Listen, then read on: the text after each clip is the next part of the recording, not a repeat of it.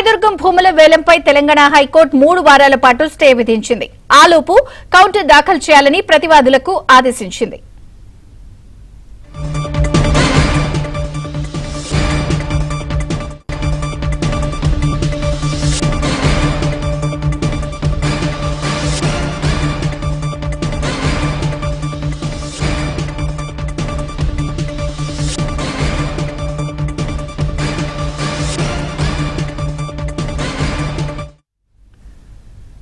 రాయదుర్గం భూముల వేలంపై తెలంగాణ హైకోర్టు 3 వారాల పాటు స్టే విధించింది.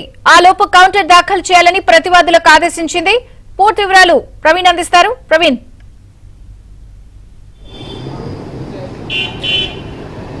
రాయదుర్గం భూముల వ్యవహారానికి సంబంధించి ఈ రోజు తెలంగాణ హైకోర్టులో సుదీర్ఘంగా వాదనలు కొనసాగాయి. వాదనల తర్వాత ఈ రోజు తెలంగాణ హైకోర్టు భూముల వేలం పైన స్టే విధిస్తూ కొద్ది నిమిషాల క్రితమే మధ్యంతర ఉత్తర్వులు కూడా జారీ చేసింది.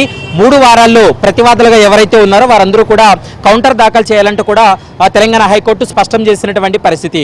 ముఖ్యంగా ఇప్పటికే ఈ వ్యవహారంలో అంటే ఎస్బీఐ అయితే మాత్రం తమకు సంబంధించినటువంటి భూమిని రాష్ట్ర ప్రభుత్వం మరొక ప్రైవేట్ కంపెనీకు వేలం పాటలో అమ్మేసింది. కాబట్టి తమ భూమి తమకు కావాలనేటువంటి అంశాన్ని ప్రధానంగా న్యాయస్థానం దృష్టికి కూడా తీసుకెళ్లడం జరిగింది.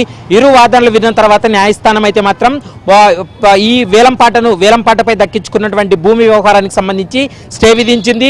3 వారాల్లో ఇటు ఎవరైతే వేలంపాట దక్కించుకున్నటువంటి కంపెనీ ఉందో కంపెనీతో పాటు రాష్ట్ర ప్రభుత్వం కూడా కౌంటర్ దాఖలు చేయాల్సి ఉంటుంది. ఇంకా ఈ వ్యవహారంలో ఏవైనా అభ్యంతరాలు ఉన్నట్లయితే ఎస్బీఐ కూడా తన కౌంటర్లు దాఖలు చేసేటువంటి అవకాశం అయితే కనిపిస్తుంది.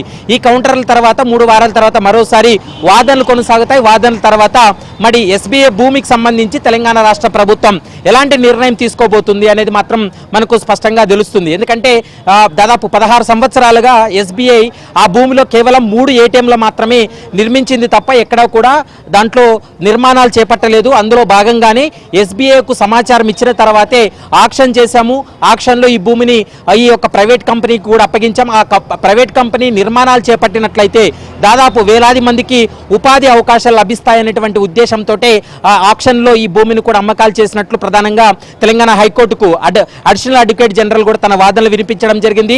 మరోవైపు ఈ కంపెనీ తరపున కూడా వాదనలు విన్నారు. ఎందుకంటే తమ యొక్క భూమి అనుమతి లేకుండా వీటి అమ్మకాలు చేయడం అనేది సరైంది కాదనేది ప్రధానంగా ఎస్బీఐ చెప్తున్నటువంటి మాట. రాష్ట్ర ప్రభుత్వం చెప్తుంది ఏదైతే ఇప్పుడు అమ్మినటువంటి భూమి ఉందో ఆ భూమిని మరొక ప్రాంతంలో ఎస్బీఐకు కేటాయించేందుకు తాము సిద్ధంగా ఉన్నామనేటువంటి అంశాన్ని రాష్ట్ర ప్రభుత్వం అయితే మాత్రం ఈరోజు తెలంగాణ హైకోర్టు ముందు స్పష్టం చేయడం జరిగింది.